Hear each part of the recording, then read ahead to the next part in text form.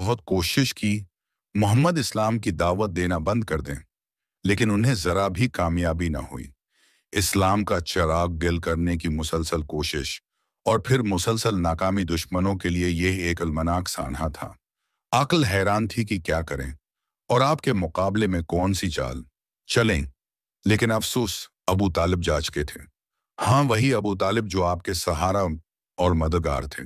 बलाओं के तूफान में एक मुहकम दीवार थे, और जो पूरे कबीले का शिराज और सारे खानदान का गलदस्ते ही थे कि उन्हीं की बदौलत लोग आपकी तहरीक से वाबस्ता और दिल व जान से आपकी हमायत पर कमर बस्ता थे।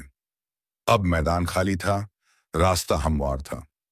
दिल का बुखार निकालने के लिए मौका साजगार था। अब नरमी और रहमदिली का किया सवाल था। अब तो जुल्म वस्तम के तीस झुमके थे। तो गेट बतून औलते वैरनाथ के भड़कते हुए शाले। अब आपको सताने में हर एक शेर था, और जरा भर भी रो रियायत से काम लेने के लिए तैयार न था। इंतहा यह कि एक रोज आप काबा में नमाज पढ़ रहे थे।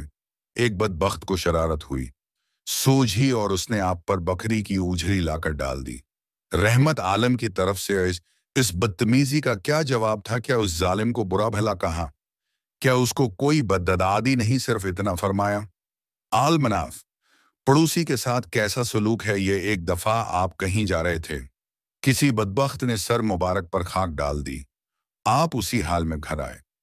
बेटी फातिमा ने ये देखा तो दौड़कर पानी लाई और सिर को धोने लगी। वो पानी गजारी थीं और उसमें गरम गरम आंसू भी मिला रही थीं। बाप की मजलूमी उनका जगर चीर रही थी, और क्रेश की बदसलूकी दिल को तड़पा रही थी, और आप उनको तसल्ली दे रहे थे। बेटी रो नहीं, खुदा तुम्हारे बाप की मदद करेगा। और अबू लहब का क्या रंग था? अबू तालिब की वफात हुई तो वो कुछ दिनों तो खामोश रहा, फिर पहले से भी ज्यादा बेदर्दी से सताने लगा। उसने और उसकी बेवी ने तो इतना तंग किया, इसी बाहासा न तर किया कि खुदा की पुनः नाक में दम कर दिया। ये सिलसिला अभी जारी।